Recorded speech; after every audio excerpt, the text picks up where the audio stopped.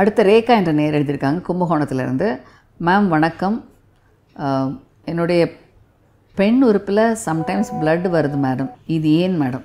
ரேகா வயது 41ன்னு சொல்கிறீங்க. பெண் உறுப்பில் ப்ளீடிங் ஆகுதுன்னா கண்டிப்பாக என்ன காரணம் என்பதை தெரிந்து கொள்ள வேண்டும். இது சில நேரம் எளிமையான இன்ஃபெக்ஷனாக இருக்கலாம், பல நேரங்களில் டேஞ்சரஸான கேன்சராக கூட இருக்கலாம். ஸோ 41 வயது என்பது ஒரு பெண்ணுடைய வாழ்க்கையில் ஒரு முக்கியமான பகுதி. இந்த காலகட்டத்தில் பெண்களுக்கு ஆண்களுக்கு இயற்கையாகவே ஏற்படுகிற புற்றுநோய்க்கான தன்மைகளுக்கான வெளிப்பாடு இப்போ தான் தெரியும்.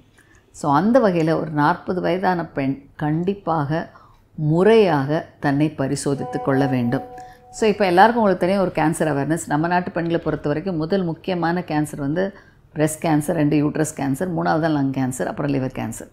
ஸோ பெண்களை பாதிக்கிற இந்த 2 கேன்சரையும் அருமையாக எளிமையாக ஆரம்ப நிலையில் தெரிந்து கொள்ள முடியும். வருமுன் பார்ப்பதற்கு கூட வழிமுறைகள் உண்டு. இதனை தான் ஸ்க்ரீனிங் டெஸ்ட்னு சொல்கிறோம். ஒரு செர்விக்கல் கேன்சர், அதாவது கர்ப்பவாய் புற்றுநோய்க்கு ஒரு HPV DNA டெஸ்ட்டு, ஒரு பாப்ஸ்மியர் டெஸ்ட்டு, இவற்றின் மூலமாக இந்த கர்ப்பப்பை சீரான பிரச்சனை இல்லாமல் இருக்கிறதா, எந்த ப்ராப்ளம் வருமா என்பதை தீர தெரிந்து கொள்ள முடியும். இவை தவிர ஒரு பெல்விக் அல்ட்ராசவுண்ட் ஸ்கேன் மூலமாக கர்ப்பப்பையில் ஏதாவது கட்டி இருக்கிறதா, வளர்ச்சிகள் எப்படி இருக்கிறது, ஏதாவது மாற்றங்கள் இருக்கிறதா என்பதையும் தெரிந்து கொள்ளலாம். ஸோ அந்த வகையில் ஒரு 41 வயதானா கண்டிப்பாக முறையாக நீங்கள் பரிசோதனை செய்தீங்கன்னா என்ன குறைபாடுகள், என்ன கண்டிஷன் இருக்கிறது என்பதை தெரிஞ்சுக்கலாம்.